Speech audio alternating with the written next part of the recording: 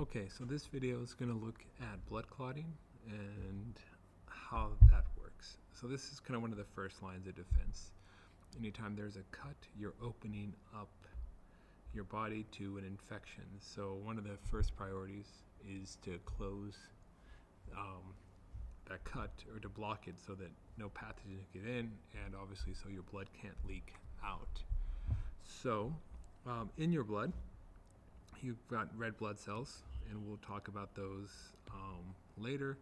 You've got white blood cells, so these are your B cells, your T cells, your mast cells, those sorts of things floating around in your blood. That's your immune system. That's active immunity and inactive immunity. And then here we have our platelets, okay? And these are going to play a role in blood clotting, which we're going to get into right now. So, again, it's fairly complicated, but basically you have, if you have a cut, generally you cut a blood vessel, a capillary, and blood starts leaking out, okay? So this damage, especially to the walls of the blood vessel, is what we call the intrinsic pathway. And what happens is the cells here start releasing clotting factors, okay? Then clotting factors are also released by platelets. This is the intrinsic pathway in the same area, okay? So these clotting factors lead to a couple of things.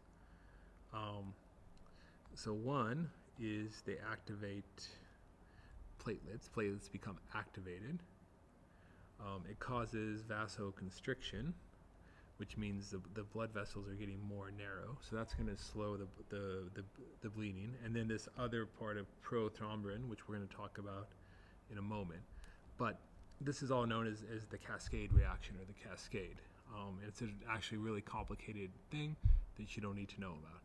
So the activated platelets, what they start doing is they get a little bit sticky, and red blood cells start to stick to them.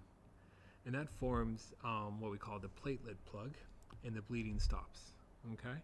So you've kind of seen this. It's kind of a sticky, kind of after you cut yourself, starts to heal, but it's still kind of sticky. Maybe it's oozing a little bit. That's the platelet plug. And that's temporary. And then what happens is we get clot formation. So this is a more serious blockage here. So fibrinogen, which is soluble in the blood, migrates to this area, and that's the blue here, okay? And then the clotting factors cause another protein called prothrombin, which is sleeping, right? ZZZ, get it? It becomes active into thrombin. And so it's I'm up. And then what it does, it takes fibrinogen, and turns it into active fibrin. So fibrinogen becomes fibrin, which is insoluble, okay? So what it starts doing is it starts making a little net which traps more red blood cells, and starts to firm up that clot, and really starts to form a clot. Everything gets stuck together here. So what you end up forming is what we know as a scab, which is red blood cells, fibrin, and platelets, and a little bit of YUC2 in there. And then underneath, as you can see there, is new cells grow underneath the scab, okay? And then when those new cells, or that new tissue is grown back, then the scab falls off and the healing is complete, okay? So that is how blood clotting works.